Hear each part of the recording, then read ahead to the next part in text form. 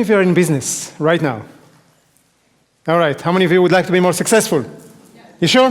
Yes. All right. How many of you know in your business that you have something to offer to your clients that you know that can change their lives this way or another? And how many of you would like them to know that this can actually change their lives? No, because that's the difference, right? Yes. If they would know that what you have for them can change their lives, wouldn't it be easier for you to get them in? So this is what we're going to cover. How many of you would like to be able to do that, to communicate them clearly, effectively, of what you're doing and how this can change their life? How many of you would like that? You're in the right place. Okay? You're in the right place. Anyway, so business is really, really simple. Business is simple. Just say it. Business is simple. Okay? Business is simple. In this case, the essence of business is something we call an offer. An offer. This for that. I'll give you this, you'll give me that. That's an offer. Is that clear? Yeah. That's what the essence of business is. Okay, the essence of business is it. I'll give you this, you're going to give me that. It's that simple. But most of us are just complicated too much. Let me first give you a couple of examples. A pizzeria. It's a business, right? Yes. Yeah, a pizzeria. What is this for that? Give me money and get a hot pizza, hopefully hot, right? Okay, so I'll take your money and I'll give you pizza. That's this for that. Is that clear? It's a really simple business, okay? A bank. It's a little bit more complex business, okay? A bank. Give me? It's not really give me money for money. It's true, but it's not detailed enough. Okay? Not really. Let me describe you how I see that. Okay. First of all, the bank doesn't ask you to give them money. He asks to borrow your money. Okay. The bank asks to borrow your money, and in return, it will give you interest. It's one of the services of a bank. Okay. Bank does more than that, but basically, it asks you, I want to borrow your money, and I'm going to give you interest. There is this for that. Is that clear? That's a bank. Okay. The government. It's not a business, but it's still an organization, so there is an offer there. The government wants your taxes, and it will give you what? Services. It can be services, absolutely. It can be protection, infrastructure. Okay, so it wants your tax, and it will give you something. Is that clear? So you see it's in every organization. Insurance. This is an interesting one. What an insurance company wants, what's the this for that? What's the offer? What do they want from you? I'll take from you your money, and I will give you what? Really? So a life insurance gives you security for what? You're not going to die? So what do they give you? Yeah, it's true. It's the feeling. It's not even the feeling of security. What they're going to do is they tell you, you give me money, and I will take some of your worry about the future. Right? Because this is a worry we have. If I die, who is going to support my children, for example? Right? So I will take a few of your worries. I'm not going to take away the death. I'm not going to take away your worries of death. All I'm going to take is your worries about the future. And it's in anything else, any other insurance. You know, if you have a fire insurance for your house, then I will take your money, and I will take away some of your worries of what happens if your house goes on fire. But this is important to understand, because if you understand offers, this whole weekend you'll fly. You really need to get the offer. What's the offer of a hooker or a prostitute? I know that it really doesn't fit with what we did before, but think of a grown-up prostitute that she decided to do that because that's her profession, or his. I'll take your money. What do I give you in return? Think about it for a second. It's a specific type of sex. I mean, you can get sex in other ways. Okay? It's uncomplicated, uncommitted, no rejection, simple, straightforward sex, which most people cannot get that in their relationship. Well, I don't know most, but a lot of people cannot get that in their relationship, and that's why they will go, for example, for that. So it's important to understand, because when you understand the specific, if you would just say, oh, give me money, I'll give you sex, that's not really the value proposition of, in this case, a prostitute. And this is important because you will need to very well define what is your value proposition. So when your offer is, well, I take your money, I'll give you coaching, that's exactly like saying a prostitute saying, I'll take your money, I'll give you sex. It's not going to sell. Okay, you need to communicate exactly what's the value that you're giving, but it's always an offer. Does that make sense? So the essence of business is an offer. This for that. Always was like that, always will be. But people complicate that way too much. Way too much. Most people put their energy in business, into administration, into having a nice website, into having a brochure, into figure out Facebook, in customer service, in graphic design, in logo, whatever it is. We put so much energy, effort, money, time in all those things, and they are not the essence. Most of you never spend more than 2 minutes about your offer. But you spent years sometimes developing a website, a logo, customer service, whatever it is, administration. Not just years in time, but in money and effort and everything. And we don't do that on the essence. So, for example, this stage has legs, right? This stage has legs, but it's not the essence. You need that, but it's not the essence. Does that make sense? So let's focus on the essence. If you have a picture, we don't have a lot of picture here, but if you had a picture at home, well, most pictures have a frame, right? But the frame is not the essence. Do you understand that? Because this whole weekend will be focusing on the essence, on the offer. Because that's the essence of business. You do that, all the rest is not that important. Is that okay? Yes. So, first of all, let's understand that the essence of business is offer, but it's not enough that the offer will stay with you, right? The offer needs to get to the not to the client yet, to the prospect, right? To your prospective client, to somebody that maybe will become a client. And there are 2 ways to communicate your offer to your prospects. 2 ways. It's very simple. You all heard that. What are the 2 ways to communicate your offer? One is called, it starts with an M, marketing. One is called marketing. The other one starts with an S. It's called sales. Okay? 2 ways to communicate your offer to your prospects. How many of you heard the words marketing and sales? Wonderful. Now I'm going to confront you with that.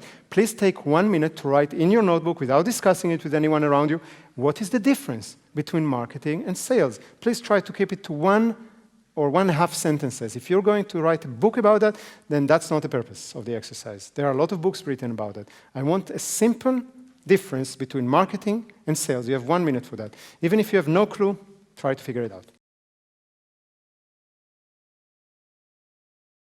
So we're going to run the microphone for a few of you. I want to hear what is the difference in your eyes, in your opinion, between marketing and sales. It doesn't have to be my definition. I want to hear your definition. I'm going to ask you to stand up and say it. And if the next person is standing up and heard something that's exactly what you wanted to say, just give the mic to somebody else. We don't need to hear it twice. Okay? So we want to hear different ways how you describe the difference between marketing and sales. If you will go longer than a sentence and a half, I'm going to cut you. Okay, so you need to focus. Yes? Hi, to me, marketing is the path to, and sales is success. So the way and the goal. Okay, interesting, thank you. Yes, who is the mic? Yes. Yeah. For me, marketing is to communicate my product or service through different channels to the prospects, and sales is direct, is the selling. You said something, it's a direct? The direct selling, yeah. You cannot define something using the same word. Okay, you cannot define an apple using the word apple. It's a direct contact with the prospect. Okay, great, thank you. Yes, you have a mic. Yes. Okay, marketing is getting to know, for people to getting to know, like and trust you, and sales is actually to have them make the transaction. Very good, thank you. Yeah. To me, marketing is to get known that leads to sales. To get known? Yes. To get known that leads to sales. Okay, yep. We'll take the last 2, so, yeah. Marketing is attracting pigeons to a square, and if they're on the square, you shoot them with sales. All right, that's the way. Okay, so marketing is the way to attract them, and sales the way to close them. Absolutely, thank you. And last one. For me, marketing is the package, the emotion and the uitstraling. And the other one is the sales, to communicate the offer and to get the customer. Okay, wonderful. Thank you. Let's give them a big round of applause for that. Please, master presenter, when you go there, remember this part, what I did just now. This is important. You have different ways to do that. You always find a way to thank people for their contribution. All right, you all been to the business bootcamp, right? How many of you have been to the business bootcamp? How many of you have never did the business bootcamp? Anybody? You never did the business bootcamp? You come in next time. You come in next time? Okay, so you did the business bootcamp. Never been to the business bootcamp? Is that serious? Peter, after 20 years with us. All right. Okay. So, well, then that will be new for you. For the rest, it's not going to be new, but it's important. It's very similar to Peter, what you're saying. I'm just going to organize it a little bit different. You all heard from me, and probably you know that even without me saying that, but the process in order to get a deal at one point or another is first people need to know you. If they don't know you, you'll never get a deal, right?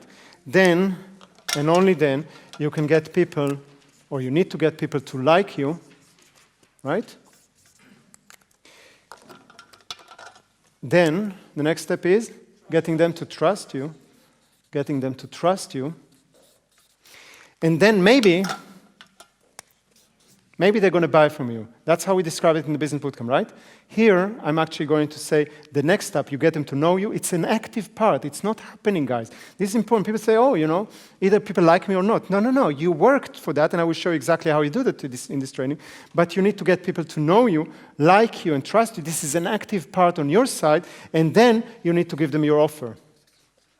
If they buy or not, that's their decision. You cannot force people to buy anything from you, but this is the place to put the offer, not anywhere before like many businesses are doing it. Okay? When you're putting a billboard in the middle of the road and people never heard about you, you'll get very, very poor conversion. Because the offer can be great, but if they don't know you, like you, or trust you, it doesn't matter how great the offer is. Most people will not take it. Okay? So this process needs to work this way. First to know you, like you, trust you, and then the offer. Now, I'm drawing it this way because it's easy for people to understand in the business bootcamp, and it's also because this is how my board works. Now I'm going to draw it a little bit different, and I want you have more space on your notebook so you can make it nice, but that will make a little difference. Actually, the process, the way it works, is a linear process. Okay, it's a linear process that goes from right to left. Is that correct? This is really hard in trainership. That goes from right to left.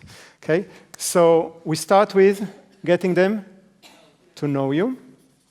Okay, we start with getting them to know you. Then you get them to like you. You can write the full word, I just don't have the space for that on a board like that. Then you get them to trust you. And then you give them an offer. So now it's a process. This is the first step, second step, third, and it goes in time. And you need to do that this way. If you miss any one of those, it will be very hard to close the deal. Does that make sense so far? And now I'm going back to what is the difference between marketing and sales, in my opinion. You will not find it in any marketing book. You will not hear it in any MBA training. This is the way I understand that. And what I'm trying to do is to really understand what works for me and then communicate that to you so you can do something with that. So basically, this one is where marketing comes the easiest. Okay? You need to get a lot of people to know you, and when they never heard about you, marketing is what you're using for that. That's how I would do that, and that's how we're teaching you, that's how we recommend it. It's the easiest way. To get people to know you for the first time, marketing works. Different strategies for marketing, if it's advertisement, if it's referrals, if it's all kind of stuff, it doesn't matter. But marketing starts the process. The offer is always responsibility of your sales. If you had two departments, marketing and sales, this one marketing department is doing, this one is the sales department. The sales department or the salesperson or you in this, you're actually doing a sales pitch in order to give the offer. Okay? Does that make sense? At one point or another, all of you will have to do, give me this and I will give you that. Please remember, I did that in front of you for a charity, for a crowdfunding campaign. At one point needed to be, you will do this, I will give you that. That could be a thank you. I chose to do more than that, but there needs to be a this to that. Otherwise, if there is no offer, then there will not be a deal closed. Does that make sense? So that's a sales part. So this is the marketing, this is the sale. Now comes the part in the middle. And that depends on a few things. This can be done either with marketing, or it can be done with the sales. And it depends. For most of you, I recommend to do the first three parts under marketing. Okay, for most of you. That's why we teach you marketing. We never taught you sales so far. We only taught you marketing. We started in the business bootcamp with marketing. We moved to the master entrepreneur with marketing. If you did any other of the business university trainings, Write Your Book, Passive Income, and Master Presenter, which you're going to learn, you'll see that in all those three, there are marketing. How do you market your book? How do you market your products? How do you market your presentation? We're not talking really about sales. The sales still needs to be there at the end when you offer, but all those, we do that through marketing. However, there are several types of products and certainly services. How many of you are selling services? Okay? Not every service, but usually more services than products are having some characteristics where it might be very interesting to actually do this, all this under sales. And that's what is focus of this weekend. We're not going to give you almost no marketing, but we'll give you a lot of sales during this weekend. So, if your product or services, this is important to write down, if your product or services are hard to describe, then marketing will work less effective than sales. Because marketing is talking to masses, right? And marketing is usually not interactive. Sales is interactive. So if your product is hard to describe, when you talk to somebody on one-on-one or any, it doesn't have to be on one-on-one. You can do sales for 1,000 people. You saw it happen, right? Okay. You also, all of you except Peter and you, Alan, everybody else saw how a sales can be done to 1,000 people. But still, you need this connection because you have the interactivity. And if somebody says, you look at the person, you see that he doesn't understand or they have questions, questions are always objections. If people have questions, they will not sign a deal. Okay? So this interactivity is important for products or services that are hard to describe. Is that clear? Is that clear? A car is not a big deal to describe. To describe. That's why marketing is perfect for a car. You still need to close a deal, but people will decide if they want a Ferrari or an Opel way before you need to meet them in the sales or on the floor. Does that make sense? So if you have product or service that is hard to describe, then sales is becoming a lot more interesting. If your product or service are intangible, people cannot really touch or see that. A book is easy, okay? A book is easy. Hey, this is the book. It has 200 pages. People can feel it. Okay, I know what I'm getting. A car is easy. It's tangible. A chair is tangible. Does that make sense? But there's a lot of the stuff that you're doing. A training is intangible. Okay? So you're going to get the training. Doesn't matter if it's live or online or whatever it is. It's hard to describe. It's intangible. Does that make sense? So those are products where sales, again, become very, very important. Another one is if you have a very long sales cycle. It usually happens in B2B. How many of you are selling to B2B? Okay, how many of you are selling stuff to B2B that takes them a long time to go through the sales process? Okay, marketing is not touching them enough times or in the best way. So sales become, again, very powerful also in the like and trust. Does that make sense? We'll talk about all of this. I'm just giving you a context. We'll talk about all of this during the training. I just need to give you a little bit of context. And the last thing is if your product or service is very expensive. Okay, if your product or service is very expensive, not very expensive is depending on the target audience, right? Okay, just understand that. It's not what is expensive for you or what is expensive to people in India, but it's what is expensive for the target audience. So if they usually buy stuff in your category that is 50 euros and suddenly you offer 500 euros, then that's very expensive. If usually they buy €500,000 worth of a bridge, and now you have a new system of bridges and it's 5 million, so again, that's become very expensive. Okay, so it's not the amount of money, but it's in comparison to what they're used to. Does that make sense? Yes. I'll give you for that just a very quick example. We're usually selling our trainings in a very simple way. You're coming to a training, and we tell you, hey, there's a new training. I'm going to give you a really good deal. If you sign on it now, run to the back. You all saw that, right? However, when it comes to something very expensive, last year we did a couple of mentoring groups, which I don't know how many of you heard about them, but it was called the 10X mentoring, and it was 25,000 euros. So it's 5-6 times more expensive than any other trainings we have.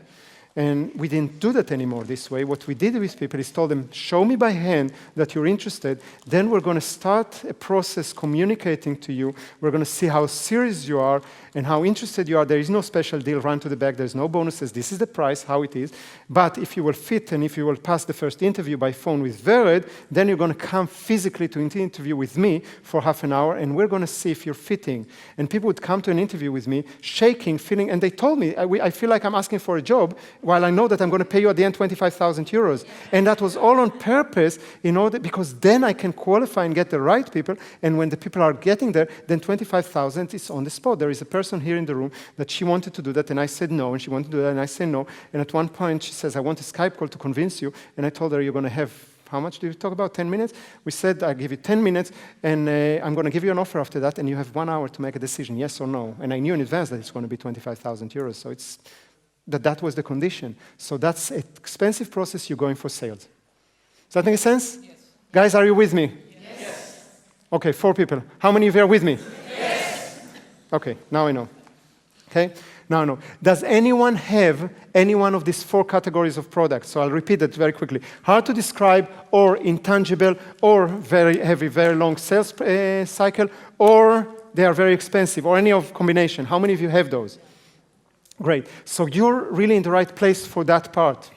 Okay. If you don't have it, that's great. Don't think that you're going to miss this. You're going to lose stuff in this weekend. You'll learn a lot. But this is one of the main things that we're going to talk is how do we do this part, all of it, under the sales, where you're much more interactive, when you're actually creating the like, trust, and the offer, mostly one-on-one.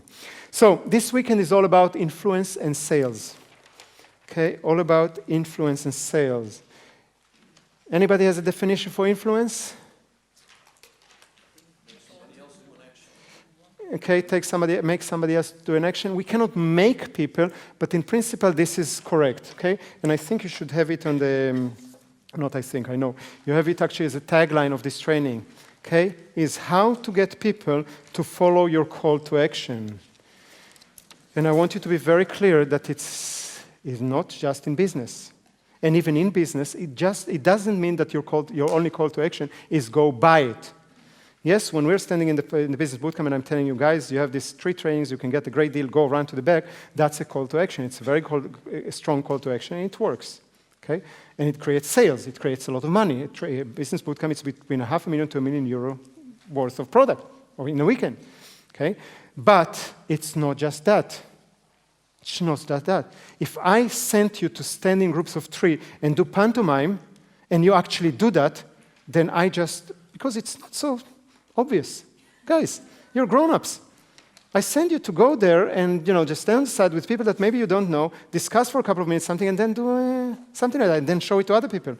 I don't take it too much for granted. If I wasn't good in what I was doing, a lot of you would go to the toilet at that time. A lot. And it happens to trainers all the time. In the Master Present, we'll show you how to create that in practically for a trainer. But this is something that is really important. If I'm getting you to go home and do one thing of the actions that we actually described, then that's influence. That's getting you to follow a call to action. Okay? Anytime that we're doing that, it's a call to action. I really, really wanted you to be part of that video that we created. But I needed to ask. I needed to create a call to action. And all of you were willing to do that. And you stayed here and you clapped at the end. You understand that don't take it for granted, because if you don't know how to do that, you will not get that, or you will get people very upset, he's using our time for that, or whatever it is. Just that you understand. And I'm not sure that maybe there is 1 or 2 people here in the room like that, but most not.